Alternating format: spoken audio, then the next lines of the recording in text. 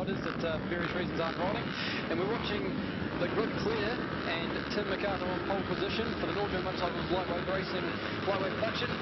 And Alex Bowers also on pole for the heavy green paint 250 production. Well, the Reds arrive and they get off the line. Grant Ramage, I don't know how. He's not exactly the lightest guy, but he gets off the line remarkably well for someone of such... He's also got very quick reactions for a senior gentleman.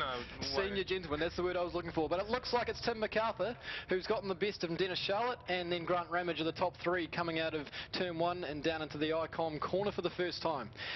We can see another KTM in 4th place, which is probably Joe Sawyer, as they come down into the hairpin.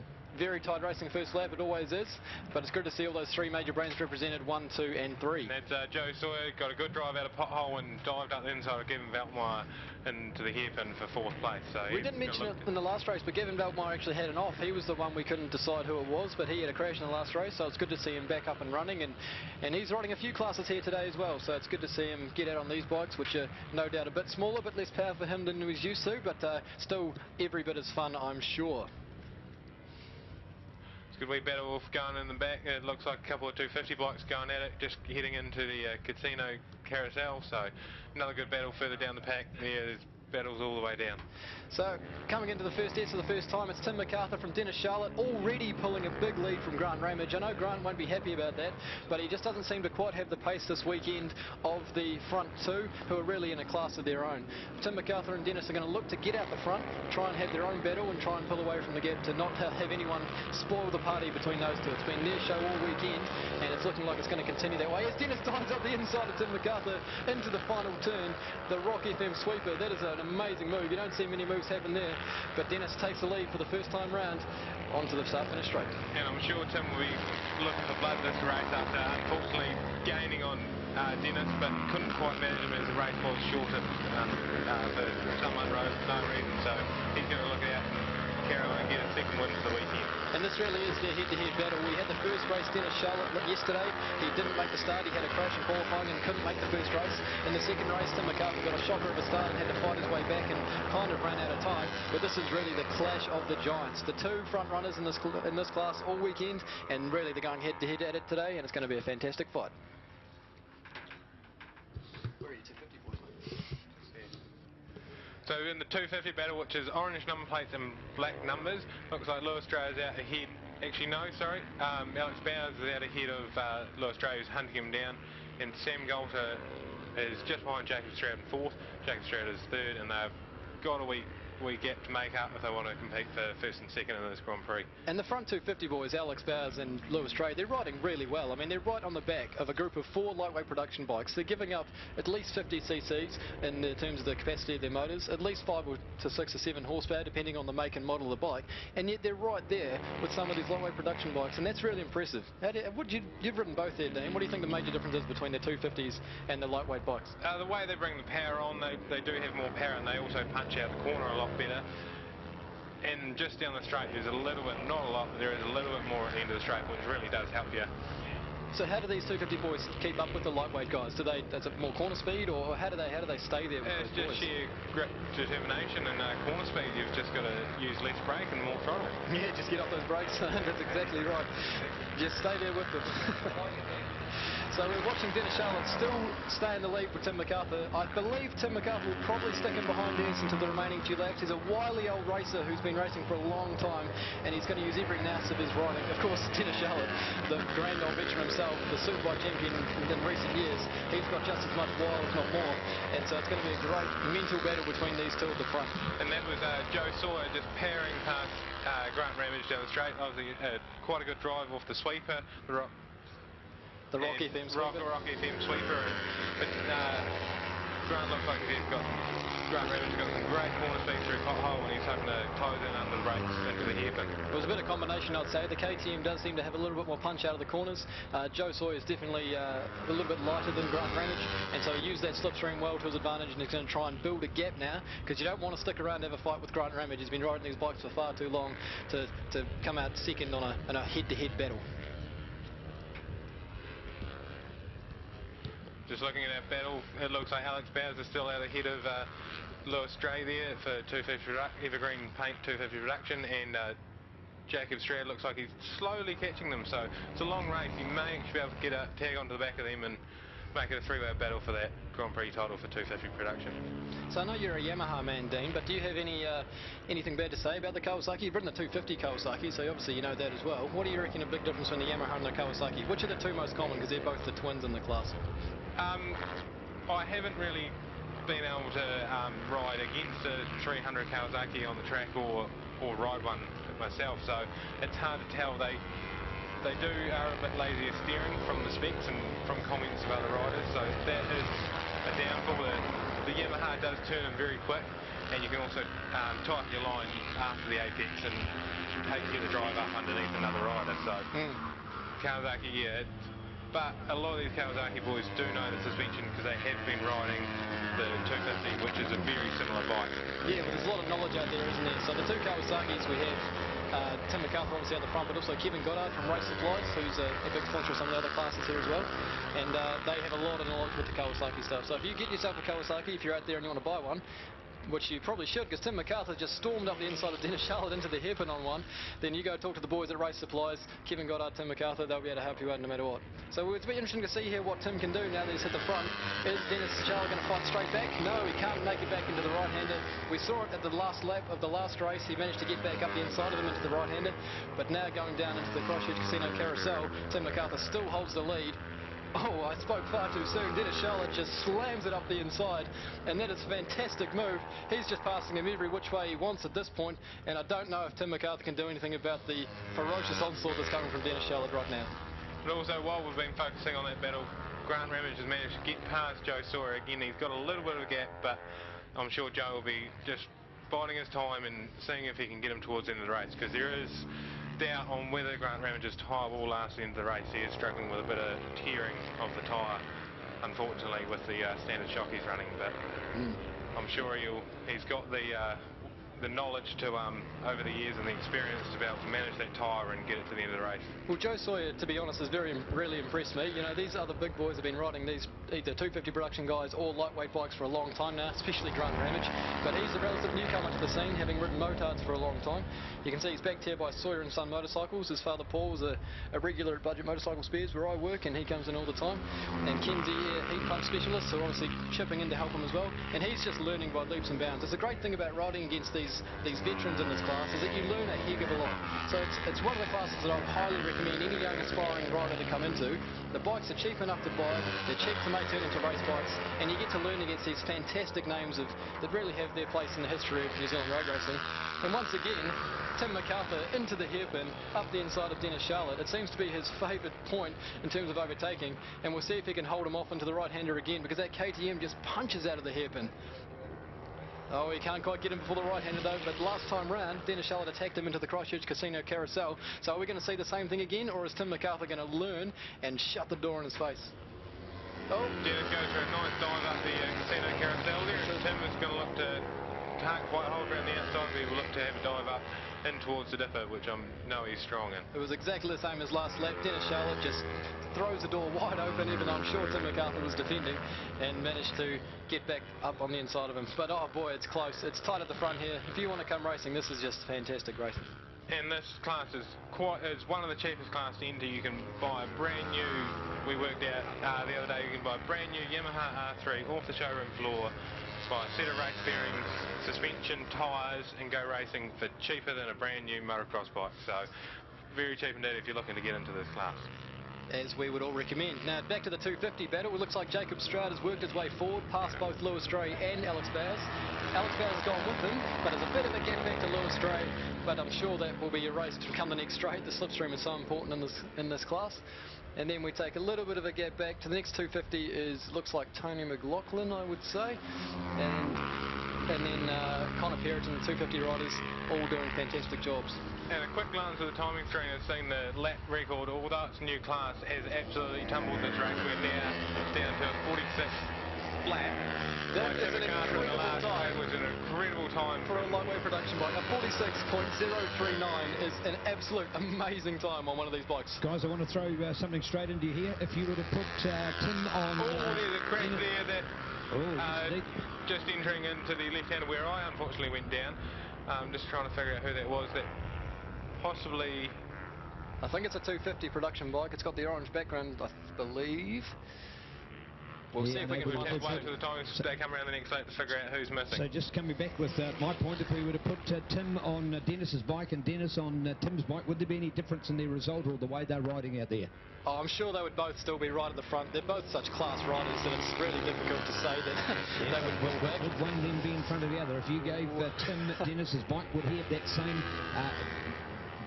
late demon braking by Dennis and then the punch back in by Tim? So would the role be reversed? So is there just that fraction of a difference in the bike? Oh, the bikes definitely have their strengths and weak points.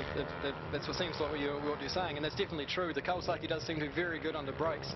The KTM lacking a little bit there. I was talking to Dennis in the past couple of weeks, and that's what he seems to find is missing. But definitely that punch out of the corners, the KTM seems to have the upper hand, and you've got to use the strengths of your bike. So I'm sure we'd see the Tim MacArthur utilising the strengths of the KTM if he was on one, and I'm sure we'd see Dennis Charlotte utilising the strengths of the Kawasaki if he was on that as well. And also we just spotted out there, we also have a retirement from number 64 in 250 production of Samuel Golter. We're not too sure what happened there, but he appears to be up and okay. Looked rather frustrated, but unfortunately that's racing, and we've all experienced that, haven't we, Sam? We absolutely, both of us certainly have. Back to third in the lightweight production battle, Grant Ramage and Joe Sawyer going at it. At this point in time, Joe Sawyer is back in front, but I'm sure that won't stay that way for long. We've got lots of chopping and changing. Dennis Charlotte is still in the lead against Tim MacArthur going down to the hairpin as we cruise in on 6 laps to go. It's really anyone's race. They're both such strong riders. They're both on good bikes. It's going to be very difficult to pick this one, Dean. Yes, and just spotted that crasher there was Connor Perriton from Ashburton. So unlucky for him, he crashed in the first race, unfortunately running into the back of another rider trying to avoid me in that very same corner. So I'm sure he won't be liking that corner by the end of the weekend. You're the cause of all sorts of problems, aren't you, Dean? We won't go into those into the commentary, Sam. What happens on tour stays on tour. Yes, indeed. So we see Alex Bowers repelling the attack of Lewis Stray down to the hairpin in the 250 class once again. Jacob Strayer just seems to have that extra edge. I don't know if Alex and perhaps Lewis are battling with each other a bit too much, you know, slowing each other up. But if they really put their heads down and work together, they may be able to get up the front again of the Evergreen Paints 250 production class, because they don't want Jacob Strayer to win another one. He won the last one and he's just definitely on form at the moment. The interesting wee story that looks like it may play out with 6 laps to go on this race. Richard Willits, who didn't qualify very well as he made a wee mistake in his, when he decided to go out, is catching Joe Sawyer and Grant Ramage, so he may make it a three-way battle for that last podium spot. Yeah, well, in the first race of the weekend, without Dennis Charlotte, he actually came through to second place, Richard Willits, and he had a fantastic first race of the weekend yesterday. So it's been surprising the earlier race today that it was so far off the pace, because, as you say, he's definitely coming, he's definitely catching, and he definitely has the ability to get up there. He's on the Yamaha R3, much like Grant Ramage, a little bit up the road, and we'll make 2 Yamahas versus the KTM, and we'll see which one can come out on top. He was unfortunate in that first race this morning. He got tangled up and given Beltmire's crash and got ran out wide, right. So he unfortunately lost a lot of positions and then struggled to recover them. With the strength of the field, trying to pass riders is not the easiest. It definitely isn't. It's a strong field all the way down. The future of road racing in New Zealand is looking very, very good. We've got lots of good young riders in this class, and we would invite anyone else out there thinking of racing to come down and try it out yourselves, because it's a very, very good class. Both Dean and myself can attest to that. And you're damn right about the lap times there, Richard. Sorry, Dean. Richard Willits is catching Joseph and Grant, and it's going to be a 3-way battle, I would say, relatively soon.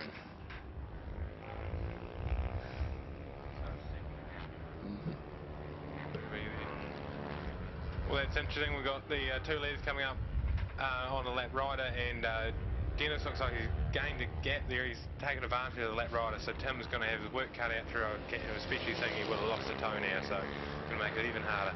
It is indeed. It's always good to get to the lappers first. You can choose where to attack them. It's very rarely that you get to the lap riders first and it turns out to be a disadvantage. And Dennis obviously knew that. He's looking to stay ahead of Tim. He's looking to keep in front so that he can get to those lap riders and try and throw them back in Tim MacArthur's way and make a bit of a gap, which is, as you correctly said, Dean, he's absolutely done.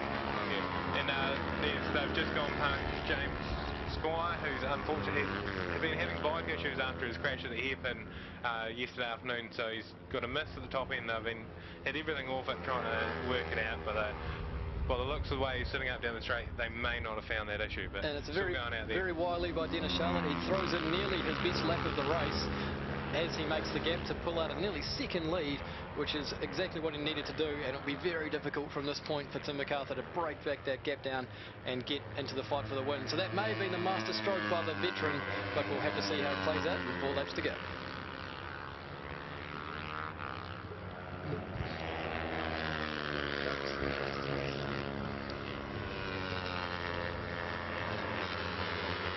And further back in the 250s once again, we still have Jacob Stroud, still from a little bit of a gap to Alex Bowers and Lewis Stray, who are still battling. Seems to be the story of the 250 class this weekend has been Jacob Stroud and Alex Bowers and Lewis Stray, all of which have had some good experience in other classes. Do you think that helps moving from other classes, trying other bikes to coming back to these bikes, Dean, or do you think it's best to stay on these bikes? Yes, you do certainly learn from every bike you ride. Lewis has come back last year, rode 125 Grand Prix as you did, and he's come back to 250s, and I think what he's learned on the 125 in the terms of corner speed, he's carried on here, and he is very good in his corners through the infield. So watch him, he tried to gain on Alex, and Alex has stayed in 250s for a while. This is his first year back after a 2-year break with injury, breaking his leg, unfortunately. Same injury as what Rossi did back in 2009 at Methven Street Race. His first ever street race, first race, first corner, unfortunately broke his leg. So I believe he's come back strong. And Richard Willits, in fact, for 5th place is catching Grant Ramage, who's fading back a little bit now from Joe Sawyer. Could be that tyre wear that you were talking about, Dean. Do you think having the aftermarket shock, which you're allowed to do in this class, makes an advantage in tyre wear? Yes, it does. He appears to be the only one of that top battle that is wearing out and tearing that tyre on the left-hand side. The rest of them are running aftermarket suspension, which just helps towards the end of the race. It doesn't go off as much, and it's a bit more control and consistent control. And Richard is setting his personal best lap of the race in the last lap round, so he is right on the back wheel now of Grant Ramage, and I'm sure he'll make a move soon, considering at the rate that he's been closing. And we'll see if he can get past Grant and potentially try and make an attack on Joseph Sawyer, although Joseph Sawyer has made a bit of a gap, so we'll see what he can do. And Richard has definitely pounced on that opportunity. He's got past him, but Grant is looking to go up the inside into the heaven, which is not quite close enough, but I'm sure he'll try to tag onto him and get back up to Joseph Sawyer. So with 3 laps to go, the big question here is, can Richard Willits chase down the 3rd place Joe Sawyer and get on the podium for a second podium of the weekend, or is he going to have to settle for 4th? As we look back to the leaders, and we can see that Dennis Charlotte is still in the lead. He's still got a bit of a gap on Tim MacArthur. But Tim is close that right up, whether he's... Oh no, sorry, wrong rider, the wrong KTM. Too many of the KTMs look too similar. The orange look very similar, so... But that second gap that Dennis pulled out on that one lap where the lappers really slowed Tim, that's really has meant that Dennis has been able to get away and just keep that gap, as I said before. So absolutely turning out to be a master stroke by the veteran to get out in front, make that gap when he had that opportunity, pounced on the opportunity, and he might have even planned it all along. I wouldn't be surprised to find out that Dennis actually had this race mapped out to a T. He's a very, very good rider. He's a very experienced rider, and he very well could have just had this all planned out in his head before he started the racing. Yeah, I was talking to him just before he went out, and he did say that he was waiting for Tim to catch up and knew he was catching up, and was just waiting until he caught up to see what he could do and see where he could gain and learn off him, as he didn't quite see in that first race, not making it out what his strengths and weaknesses were. Looking out at the 250 production class, we've got Jacob Stroud there on a 150. He's just fallen off, actually. In fact, that's Jacob Stroud just fell off. 152.212, and Alex Bowers there 152.272, and not going to happen. Unfortunately, Jacob Stroud has fallen off on the corner just coming into the dipper. Hey, that's a borrowed bike too. That's a borrowed bike with just 2 laps to go. Yeah, it's unfortunate for him, but it's very well done for Alex Bowers, who's now moved into the lead of that 250 class. But he has Lewis Stray right on his tail. He's going to slipstream up the end of the straight. He may well do. It's going to be an intense battle to the line. On yesterday, the race, they were separated by 0.060 of a second over the line, and we could see just as close to the finish today.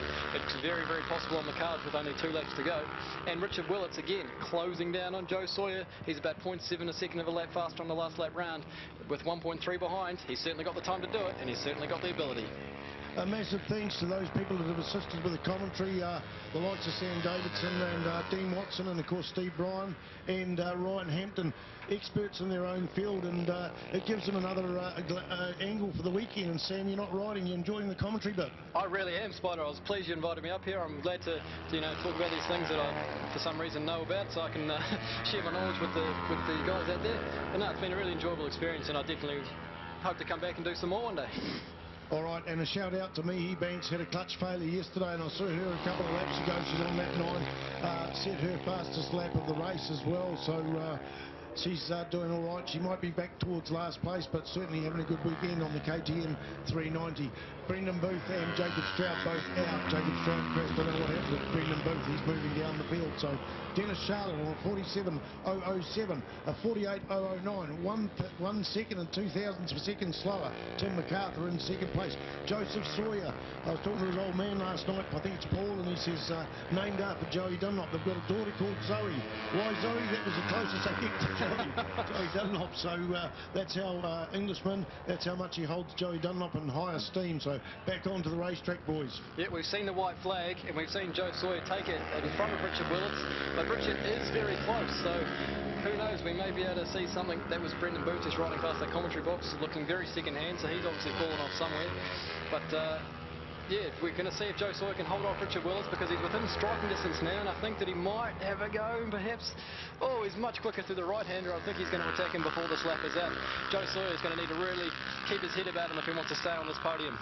It'll be interesting for them. It'll be a drag to the line to see who has the power, the Yamaha or the KTM. So be interesting to see what the difference is, a single and a twin. So a couple of riders putting their fastest lap of the race, even on lap 11. Grant Ramage down into the 1:48.879 mark, and Joshua Goddard there, the Dunedin youngster, in the 1:58. So late in the race, they're getting faster and faster. And I think we've got Superbikes up. Dennis Charlotte takes the checkered flag in the Grand Prix from Tim MacArthur. That gap he made on that about 8 laps to go just proved impossible to pull back from Tim.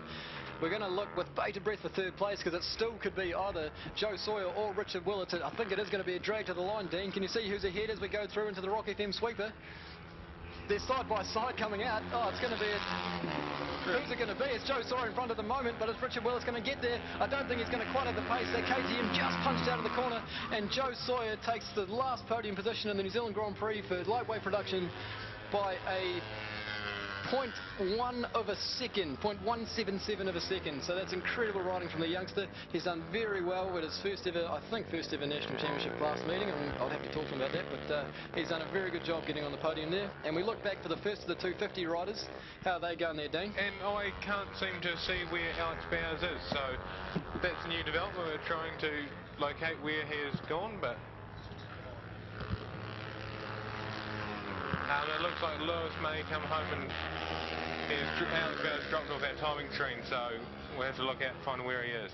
Well, Lewis Stray's coming up the straight now, so it looks like potentially, yes, he's going to take his first 250 production Grand Prix win. I think he got a win yesterday, so Alex Bowers has indeed disappeared. This is an unexpected twist on the final lap. Actually, I've just spotted him. He's just walking across the rumble strip at the Casino Carousel.